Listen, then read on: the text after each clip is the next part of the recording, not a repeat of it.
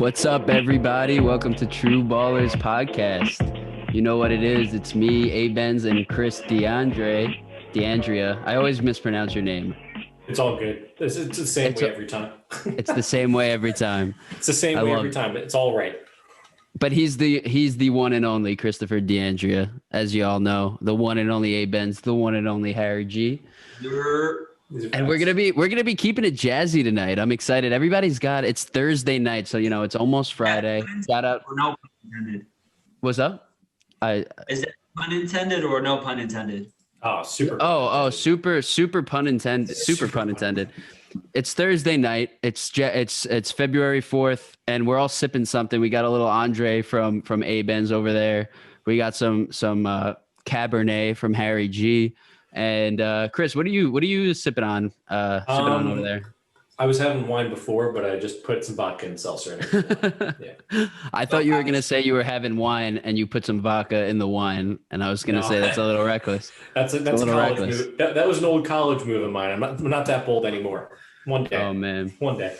Well, yeah, this will take us right into the weekend, and we're gonna have a fun episode for you guys. Like I said, we're keeping it jazzy. We're talking a lot about this team that is hot right now. That we said they do what they do, right? They come out hot often, and year over year, and they usually disappoint in the playoffs. But hold up. I need to reiterate the "we" in that sentence. I do recall both of you agreeing on that, but I do recall myself saying, I believe in this Utah Jazz team a couple weeks back. So, that's fair. Yeah, but do you agree that they always start out hot and they always disappoint later on? That's all I'm saying. It's always about the health for me. And like I said, they're healthy right now. They're solid. I see them making. Do you agree with this fact? It's really, you can't disagree. They have not made it past the second round of the playoffs with Donovan Mitchell. Do you have them getting to the NBA Finals? I'm going to skip Bayless you and hold you to the nth degree. Do you think they make it to the NBA Finals? Hell no. Do you think they make it to the conference finals? I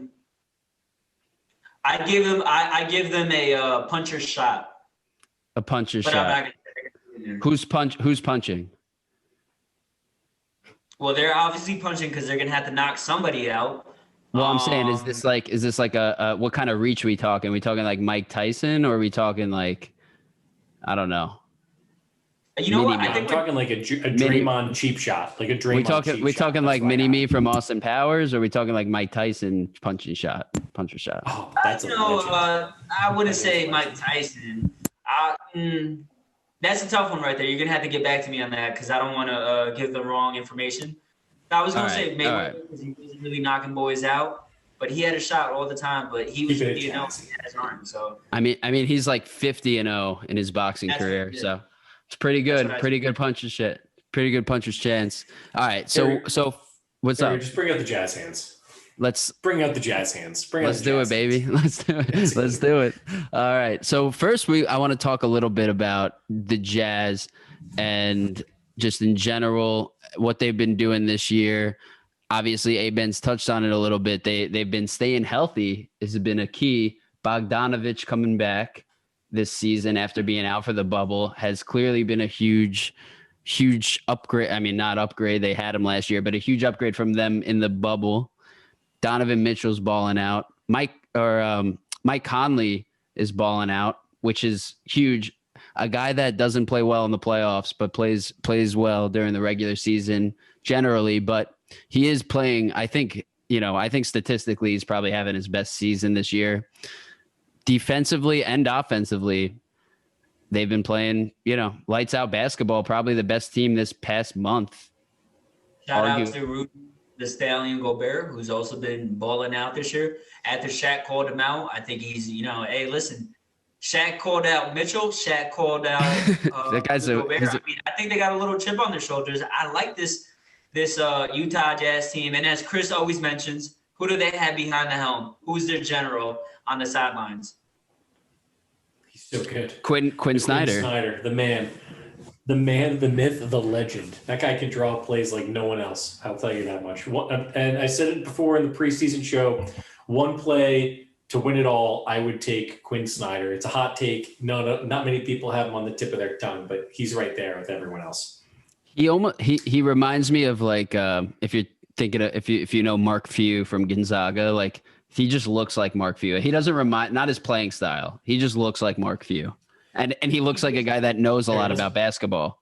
Definitely knows a lot about it. Let's be honest. He gives me Clark Kent vibes with the little swirl that he's got, with the little hair swirl thing he's got just hanging out. So I get a little Clark Kent.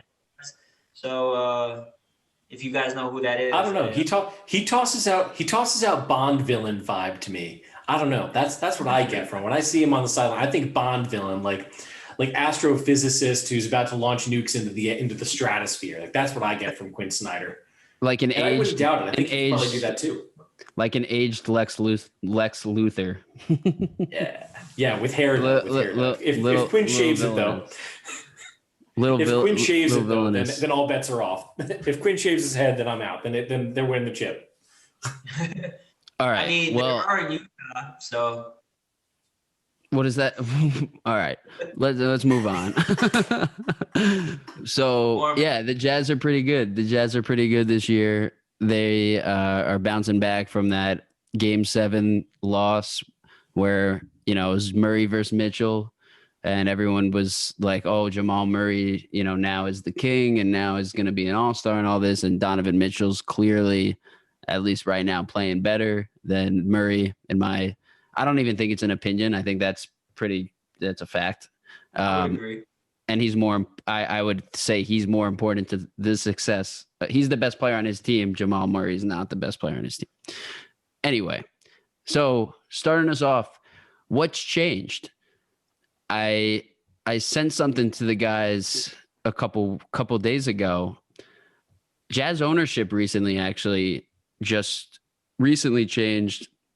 So a guy named Ryan Smith just bought the Jazz, and this guy, I know you guys read the article, but for the listeners, this guy is just he's just the greatest. He seems like the greatest dude.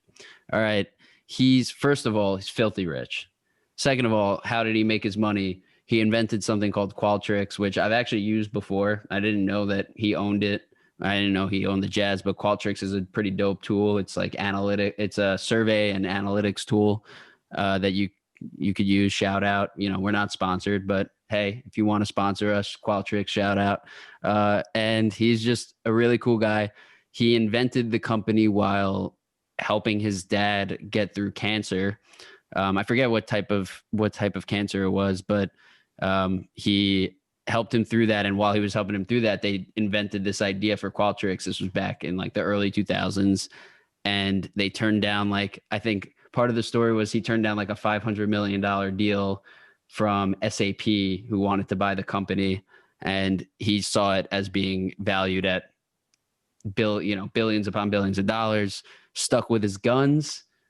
That's why, ESPN came at True Ballers a couple times and said, let me buy you out. And I was like, listen, we're too expensive. You can't afford us because we're valued so high. This is what Ryan Smith did with Qualtrics, and he bought the Jazz, and the Jazz are actually the only team in the NBA who wear a non-sponsorship.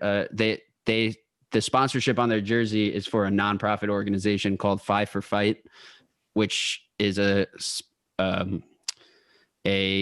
organization that is involved with finding a cure for the type of cancer that Ryan Smith's dad had, and who's actually fought through it and survived. So shout out Ryan Smith, great dude.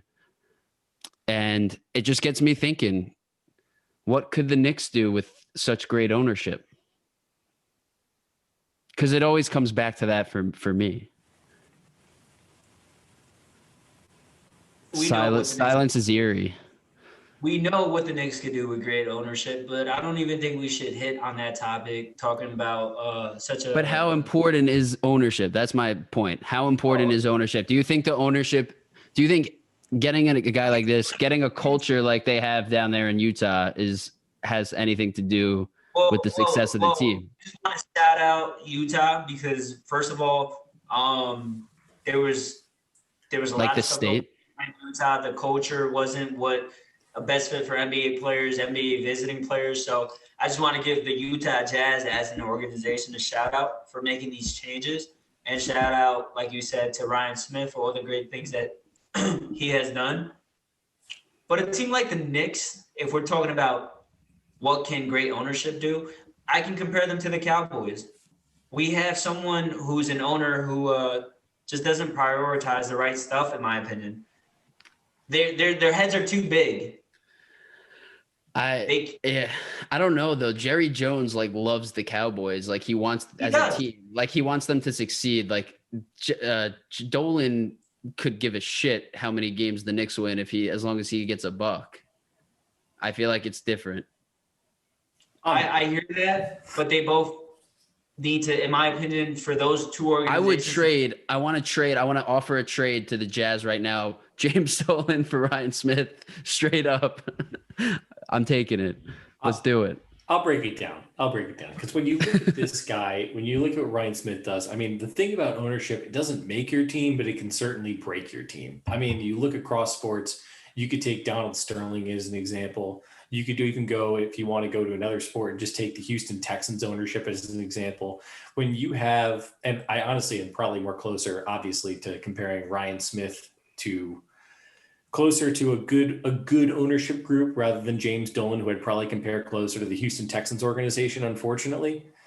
But at the end of the day, when you have a guy who is driven, who wants to win, who's ready to put money, resources, and be a guy who's signing the checks, and you know that he wants to win just as much as anyone else. Like you look at the Indiana Pacers organization, that owner just wants to make some money and have some fun. He doesn't want to pay luxury tax. He doesn't want to do anything crazy like that. That's why Paul George got up out of there. That's why a lot of stars get up out of there all the time. He went to play for the Clippers with Steve Clifford. 100%. This is just what happens all the time. So an owner like Ryan Smith can make all the difference in the world in terms of turning an organization into one that goes from an average team to an above average team, or an above average team to a contender. And I'm not going to say that I think that the Jazz are going to win, but like Aben said, I mean, you got to give them credit. They have a puncher's chance. And Harry, you've said this in the chat, so I'm giving you this credit on this too. They have the most chemistry. They've played with each other the longest in terms of their core. And that can't be understated, especially in a 7-game series. They probably are going into it, and outside of maybe one or two coaches overall, they're not getting out coached. They have resources. They have a drive. They have a goal. They have an entire type of just unity with their team. I'm in on the Utah Jazz and what they're doing. I don't think they have the talent to win, but I think that as a dark horse, you can't disrespect them at all. Yeah, and that's a great segue into the next topic I want to talk about, which is, to what you said earlier, I think the Jazz are maybe one of the most fun teams for me to watch. I think they play with a lot of chemistry, and I think they play just in a great system. I know you're high on Quinn Snyder, obviously always have been. And I think he set up a great system that reminds me a lot of watching the Popovich Spurs, like maybe not exactly the same, but in terms of just the enjoyment you get out of watching just how well they play as a team, I feel like this is the next step of that. Are they going to have a dynasty like the Spurs? They don't have Tim Duncan, okay? And they don't have Tony Parker. They don't have Manu Ginobili. So no. But for this year, I enjoy watching them. I think it's funny because I feel like their chemistry was they were one of the teams with maybe like the worst chemistry going into the bubble last year, with the whole Rudy Gobert touching all the mics, spinning on Donovan Mitchell's locker, whatever the fuck he did.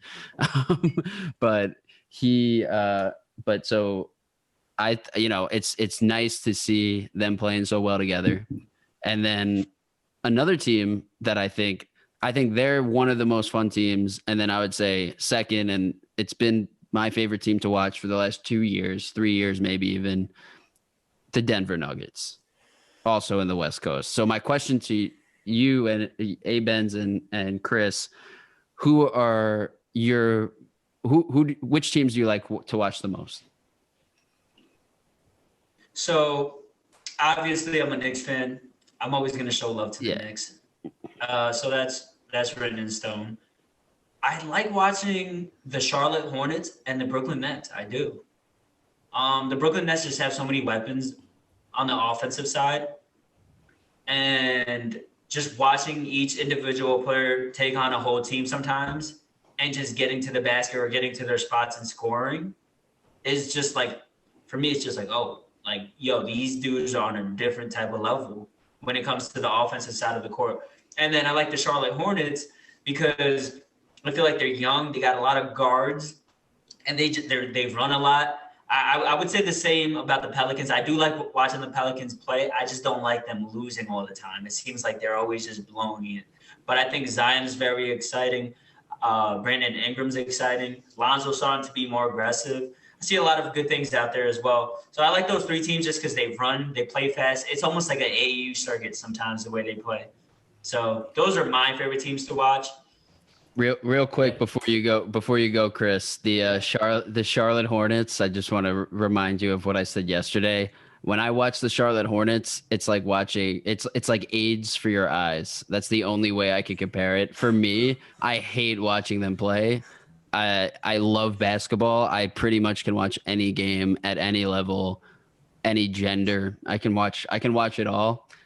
I can't sit through a Charlotte Hornets game unless they're playing the Nuggets or the Jazz.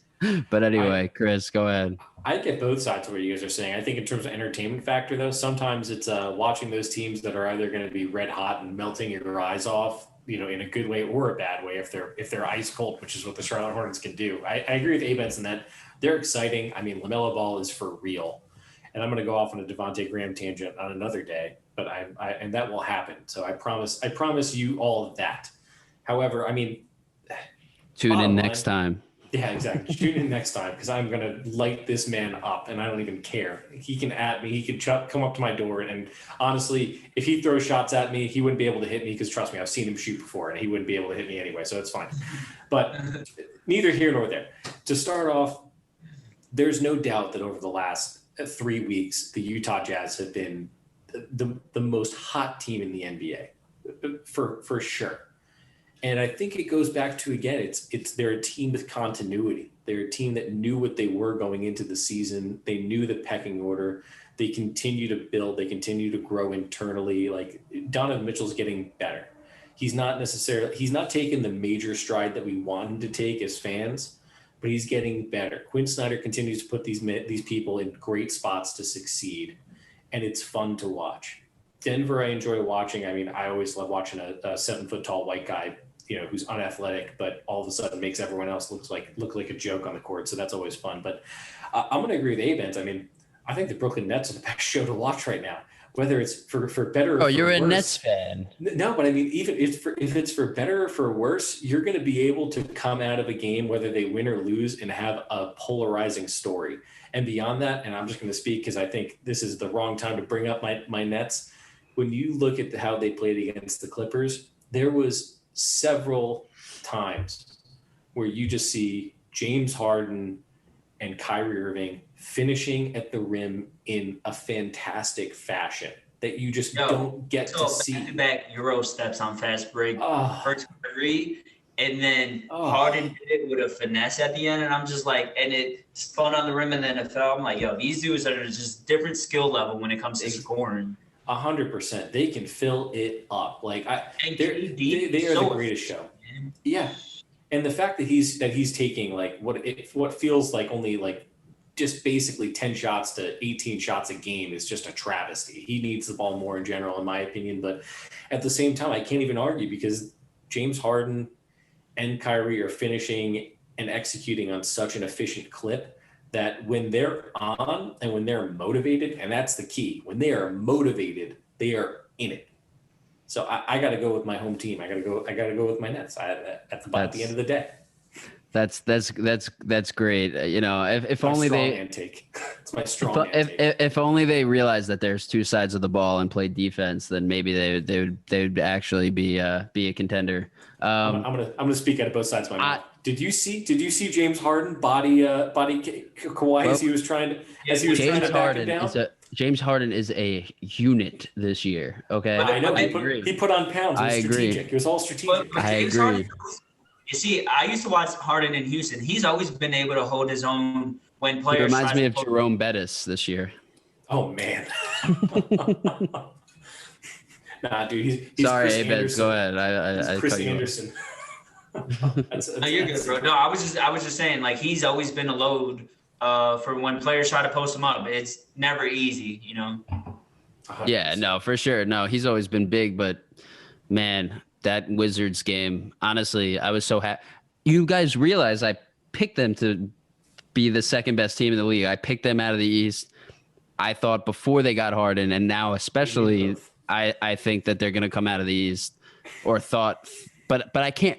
There's a difference between thinking something like, dude, for the past 20 years, I've thought the Patriots were going to win the. I'm gonna put you on the spot, Harry. Question: if you had a gun to your head right now, and they said pick somebody from the East to make it out of the East, who are you picking? It's a weird question because then I would be sitting in front of a gun for like 6 months while we waited out. The question is just a hypothetical. Just a hypothetical. Just take it. Gun to your head. Probably the Nets. I didn't say that. I didn't say that. I'm not saying. I know. This is a different. This is what I'm trying to say. It's not the same as saying I'm rooting for. I'm not rooting for them. I think they're going to make it out of the East, but I don't want them to. It's like the Patriots the last 20 years. The AFC East. I'm a Jets fan. I've thought the Patriots are going to make it out of the AFC East every single season since I'm alive, pretty much. But you get the point. But I don't want them to be. I root against them every year. It's the same with the Nets. I'm not rooting for. I'm sorry. Like KD. Like I don't have a problem with KD. A lot of people did. A few years ago, I did too. I'm over it. I'm over him. Basically just selling out, going to Golden State, and not being able to win on his own. Forget about all that. Kyrie literally just took his cancer, pushed it to the Celtics clearly, and then left. And now there's no more cancer, and he's a great player again. It's unbelievable. And James Harden is just, I have no idea what he's, if he even likes basketball, or if he just likes strip clubs or whatever. But hey, I'm not judging any of them. They don't play defense. I'm not judging that. I'm not judging them for not playing defense. I'm just saying they don't play defense. And I root for team basketball. I'm an old head like that. I like team basketball. Individual play is fun at times, but I don't think it wins you a championship. That's my opinion. We'll see what happens. Hey, Harry, if that's what you think, I totally respect it. The one thing I can say is we're going to LA Fitness. I'm getting buckets. That's all. Yeah. This is not a team. And I get that, Benz. But are you going to the chip? Yes. The LA Fitness Championship. All right, dude, let's do it. I'm telling you though, man, when you watch that offense and when it's clicking, if one of them is hot, dude, I've watched every game and it's crazy. It's honestly it's unbelievable. It's basically the three of them versus everyone else. It's the best three offensive players on one team of all time by far. It's not even close. Right? I don't know. I would give Stephen Clay and KD that same kind of edge, but you're still talking about one of the same men who's no shot.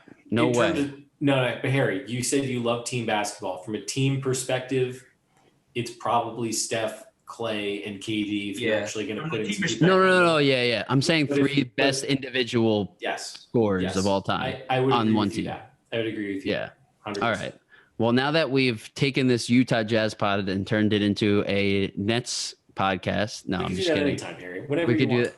Oh yeah, I'm glad we did that. Hold on, let me see here. So, all right. So yeah, the Utah Jazz. So, all right, a guy. It's interesting because while they're probably the best team in the last month, maybe one of the best teams in the league right now, definitely scorching hot, wouldn't want to play them. The Knicks beat them, so there's that. But they might have the worst player in the NBA right now, maybe of all time. Maybe the worst player who's ever played in the league. His name is Georges Niang. Georges Niang, okay? And what this guy does is he's basically Steve Novak, but can hit threes. Like I was watching the game today, or I'm still, it's still no, it was earlier. It just ended. But I was watching the game and I was rooting for the Jazz because I had them in our bet, which we'll talk about. And I swear to God, I saw Georges Niang take 3 3-point shots. He bricked all of them, played zero defense, and it was literally like the perfect Georges Niang game. And it was like, yeah, this is exactly what I expect by putting Georges Niang on the floor. The only thing he does is spread the floor. But if that's all you're good for, are you really good enough to be in the NBA? Chris, I know you've been dying to give me somebody that's not named Hassan. If you say Hassan Whiteside, I'm gonna mute your mic. Please don't say Hassan Whiteside. Oh, okay, all right. So let me just break this down for you. On the front end, if I'm going to give you, you're tempting me now. You're absolutely tempting me because that man. All right, but he's not worse. But he's not. He's just not worse than Georges Niang, right? I'm going to give you two things. If I'm going to go from a statistical basis, the only person I would reasonably put behind Georges Niang is probably Alexei Pokusevsky, who is the same exact type of argument. Yeah, but that guy's only been in the league for like 20 games, bro. I'm just saying. Georges Niang has been in the league for like 2 years, bro. I'm with you. It's the same carbon copy argument. The man can shoot threes, and that's it. But he can't shoot threes. Pokusevsky, he's terrible. That's perfect. We're not going to get into that. That's perfect. That is case in point, the only person I would say. But like you said, that is the same exact. You're right. But Georges Niang has got the resume. He's got the resume for it because he's been in the league for so damn. You have no idea if Alex P can pick it up, whatever his name is. If he can grow, if Alexei Pokusevsky can grow up, then yes, 100%. But I will say, the person on the top of my mind, his name is Hassan Whiteside, because I genuinely believe he is the worst player in the NBA. I don't understand, whatever stats you're going to throw at me, there's no doubt he can stuff the stat sheet. But in terms of just being an absolute bonehead on the floor, I feel like it's been 3 years since I've seen him make an actual correct decision on a basketball court. Like, he could be standing under the rim wide open and they pass him the ball, and I think he probably would just decide to pass up an open dunk. It wouldn't shock me. He's a good help side defender, I guess, but if you put him against anyone who's slightly capable in any part of the floor, he's a mess. He's an absolute mess. But all right, I'm pulling up Basketball Reference, bro. I want to believe you. I can't. I'm saying that was his question. Now it's my turn. Now it's my turn. I listened to the both of y'all talk. Now it's my turn. Put that Basketball Reference away, and I'm going to give you the right answer right here. Get Reggie Bullock out of New York.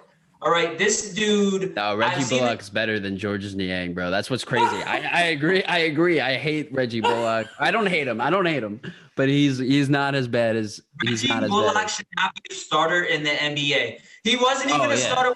No, he shouldn't be a starter. That's a different question. Georges Niang should not even touch a court ever again. Harry, this dude shoots threes, and his icon should be a 3, right? Because that's what he does. He spaces the floor out. I've seen Reggie Bullock hit 3 threes all season. I think he definitely should not be a starter. He's a defender. I don't know how, because he's always getting blown by. He's always missing assignments. I agree with that. I agree with everything you're saying. I am not buying into Reggie Bullock. I am tired of this dude starting for the New York Knicks. I think he's cost us plenty of games with, oh my God, the amount of missed open 3-pointers that I've seen. And they're not just misses, Chris. They're not even in and out. They're misses. I've seen them. Okay. All right. Let me pull up Basketball Reference real quick, because I know I get it. I get the frustration, but I think if you weren't a Knicks fan, you wouldn't feel that way. No, I did. He was on the Lakers for a little stint, and he was trash. Bro, he shoots. All right, listen. I don't don't Listen. care how he shoots, bro. It's what I Harry, see. Harry, he's not gonna budge. He's not gonna budge. I don't know, care if he's I know. He's bad. He was He's just- not good. He's not good. throwing. He's not good. He's not I a good would- player at all. I Listen, agree. I would put Quinn Cook in there. I would put Theo Pinson in there, and I would put Jared Dudley in there. But they've proven themselves. They're collecting a nice big fat check, playing cheerleader on the sideline. Dude, So they don't really. Bro, Jared all Dudley's right. got a book out, man. Jared Dudley's an author. Come on. Jared don't say anything about Jared. Dude, Jared Dudley's the man, bro. I love No, I'm Jared saying- Dudley. all I said was he's an author. He did write a book. That's all. I just said he's an author. He is an author. He's the man. I like Jared Dudley. But he Funny as hell. good chemistry guy. Good chemistry guy. Theo Pinson, Worth Quinn more Cook. than I'd rather have him on my team Yes, I love it. than Reggie Bullock. And I know you know about Theo Pinson, Mr. Deandra over there. Man. Dude, I What a guy. got respect for Theo. Exactly. That's what I'm saying. Yo, in 2017 to 2018 season. Sorry, A-Benz. I keep not realizing you're talking, by the way, because your mic No, I keeps got cutting out. So I like I got didn't you. realize. But Hey, Vince, I'm with you. I'm with you, brother. my bad. But the 2017-2018 season, okay. I know this is a couple years ago. Georges Niang Georges Niang. played 9 games, shot 0% from 3, missed every 3 he took. Okay, that's just all I need to say right there. He's He's so bad. He averaged 1 point a game. And he's still in the league averaging 4 points a game Dude, now. I don't know what pictures he has of like some GM to be able to stay in the league at this Oh point. man, I feel terrible. We gotta. I don't want to keep doing this, but dude, like Reggie Bullock, at least, you know. I gotta agree with. I don't know. A-Benz might be right, bro. Because I'll tell you why. Because Georges Niang plays 14 minutes a game and has 4.4 points a game. Okay, and shoots like 30% from 3. But Reggie Bullock, while shooting, he shoots 34% from 3. He only shoots 39% from the field total, has 8 points a game, and plays 27 minutes a game for the Knicks. 27. I just think he needs way less minutes and probably never to play again. Also, Honestly, like I think they both probably should never play again. The only reason he's on the floor though is just because Elfrid Payton and Alec Burks both went down at the same damn time, and like they just had a lot of issues in terms of their like. Yeah. It's I mean, he is He's starting though. He's He is starting. Okay. There's no excuse that they're not Frank, putting Alec Burks yeah. and Alfred out there, as well. And even Frank, Yeah, put too, Frank man. out there, and dude. Emmanuel. Get Alonzo Trier back, bro. Why is Alonzo Trier not getting a contract and this guy is? Avens, I'm shocked that you're not talking about Kevin Knox in the same respect, though. I feel like Kevin Knox should be nominated in this discussion too. No. He's been good this year, bro. He's been good this year. He's been okay this year. There's a lot of the boys that we just said they probably not going to be on the team after the trade deadline. I have insider news on that, so we'll talk about that eventually when trade deadline comes around. The Ntilikina's, the Knoxes, the Reggie Bullocks. So for all those listening, if you want our top 4 or 5 worst people out there, it's Georges Niang, it's Alexei Pokusevsky, it's Reggie Bullock, it's Hassan Whiteside. It's a great cast of characters, and we're not talking about. I would also say, how do you spell his name? Which one? The crazy Reggie one. Bullock? Reggie Bullock? No. One of the Lopez brothers. Robin. Oh, dude, don't. Yeah, but he's disrespect Robin. old though. Like, dude, Robin's been a quality starter in the league for a he was an MVP candidate. He was an MVP candidate one year. No, on the Bull when he was on the Bulls. No. Nah, that's not. Yeah, he was. Now you're thinking Joakim Noah. Oh, Yeah, that's Joe. shit. Yep. Yeah. I got your back. No, you're thinking Joakim. Right. No, but Robin Lopez has been a solid backup. But no, he's not that bad. He's not. Bro, Alexei Pokusevsky, bro. All right, ready? 17 games, 17 minutes a game. Shoots 24. Let's call it 25% from the field. 18% from 3. 30% effective field goal, which is terrible. I know it's hard to calculate. Free throws, he's shot he's taken 0 free throws in 17 games. Taken 0. He 3.5 rebounds is his best stat, and he averages 3.3 points a game on 17-minute clips. That is terrible, but he's only 19. He could be good. That's what I'm saying. I agree with you. That's the only thing that's holding Georges Niang back from being Georges Niang or Reggie Bullock from really taking the cake.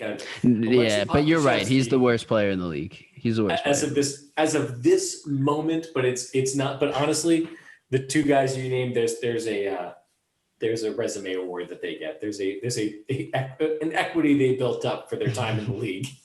Dude, yeah. But Alexei whatever. 7 feet tall. Okay. 190 pounds. 7 feet tall and 190 pounds, bro. I'm 5'11", 100, and at one point I was 190 pounds. Yeah, I outweigh him by 50 pounds, and I'm 8 inches shorter than him. That is crazy, bro. Yeah, you're right. I was proven wrong. Good job. No. But honestly, he's 19 years old. There's a different thing. Georges Niang. Yeah, there's a resume. There's a resume. But Avens, I gotta say, Reggie Bullock, hell of a Reggie Bullock's great player. Yeah, great call. Those are 3 fantastic calls. So if anyone has any doubts, please feel free to let us know who you think. Yeah, I'd love to hear it. I find myself yelling every time he shoots. I say, get this fucking dude off the court all the time. Please put in your worst nomination for worst NBA player in the NBA. Yeah, we're in. The fans are all voting. The fans are all voting. Oh man, I can't think of anybody worse than the guys we've named. Good job, boys. So now that we should be preparing for death threats coming to our doorstep, let's close out the show by talking some betting. So I gave up. I quit at one yesterday, and then I decided today. I was like, all right, I'm back, because this is what you gotta realize. When you're on a cold streak, you can't just keep going. You can't just keep putting those bets into the betting sheet, signing off, being like, all right, I'm confident. You got to take a step back, watch some games, be like, all right, I'm misunderstanding something. I was misunderstanding, I think, what's going on this season. It's just not the same. It's a little bit different. The road teams are winning a lot more. The back-to-backs, like I was playing a lot of back-to-backs before. It's not really having as big of an impact, in my opinion. So what I did tonight, which I'm hyped about, I took Houston +2, which looks like it's going to hit. And I took Utah -8, which already hit. I took them 100 each and parlayed them for 100. So I'm about to be back after tonight, boys. Harry G about to be back. Yeah, so super pumped. Keep following us. Chris is doing well. Chris is doing real well. Chris, why don't you give us a little taste of what you've been cooking over there? Oh man, I mean, honestly, I feel like I've just been in it. I just have not been able to hit on the parlays. So this week I just said screw it with the parlays. I'm riding straight up. So as of right now, this week, out of the $510 I have wagered, I am up $142 as of right now. If you followed along, and that's supposing everything either holds pat, aka worst case scenario for tonight. That's with me going 3-4 with 3 losses tonight in terms of the betting, and I'm still up $142. And in general, keeps me up on the season. So if you need something, if you want some interesting bets that you can lay down. I know yesterday was probably my hottest night. I nailed 3 money lines with the Knicks versus Chicago, the Pelicans versus Phoenix, and Sacramento versus Boston, all to really put a big chip on my shoulder. So I'm going to run away with it. I'm looking forward to you guys chasing me. There's so much time. There's so much time. I'm excited. I'm excited to see how you guys can handle it. There's a lot of time. And hey, listen, I took this week off just to really evaluate all the picks I've been making. And, they're not bad picks. It's always, it comes down to the final couple minutes. But I decided to take this week off. Chris, congratulations. The first 2.5 weeks you are up. So, hey, I must, what do they say? You know what? I take that back. I'm not congratulating you. Congratulations. I must give credit where credit is due. So I give you credit. Just know it's not about the start, but about the I'm about to finish. I get it. I look forward to you guys trying to chase me down. I don't have to chase you, Brody. So what I'm gonna do is I'm gonna lay it down the law like this. I might jump back in tomorrow, but I might just take the week off. I'm gonna see where you guys are at the end of the week, and I'm gonna come in strong next week. The first quarter of the NBA season is over. We know what the second level teams are. We know who's at the top tier, and we know who the bottom feeders are. So now that I know all this, I took this week off. See how quarter 2 starts, and I'm gonna jump in next week. But yeah, if you do have questions, Chris is the man to reach right now. I will say that. Hey, listen, you got to give credit where credit is due. Be hot. We're all going to be hot. That's the good news. I mean, the bottom line is, no matter what, one of us is going to be hot. It just happens to be me right now. I've never been completely down because I never stopped. So like, how could I ever be completely down if I've never stopped? I'm always on the way up, baby. Always on the way up. Always on the way up. I feel you. That's how we're going to seeing it. That's how we roll. We're going to be back on IG, heavy, strong. So definitely keep in tune. We've been, like I said, it was a lot of stuff going on this week for all the Happy birthday, A-Benz. Happy birthday, boy. Yeah. Was at Del Lago Casino. Verbal flex. Yeah. Verbal flex, exactly. But we're definitely going to be back on there. You're going to see a lot more posts. Keep the questions coming. I'm getting the questions from everywhere, so just keep them coming, and I'm going to send them into the group chat. And look out for a couple of special guests coming too soon. Soon. Look out for some special guests. Shout out to Let's Talk. They have an up and coming podcast. Well, it's an individual up and coming podcast. So look out for Let's Talk. We're definitely going to collaborate with them. Someone who's following the Knicks really closely, and a couple other players. And now that the trade deadline's coming up, we're definitely going to collaborate with them. So again, shout out to Let's Talk. And that collaboration is coming.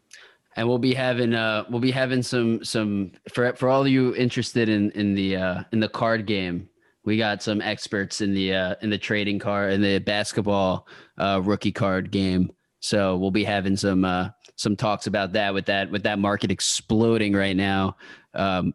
So yeah, make sure to check out for that and enjoy the rest of your night. Enjoy the weekend. Enjoy the Super Bowl.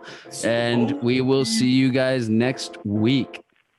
Take care. Peace out, as the Canadians would say.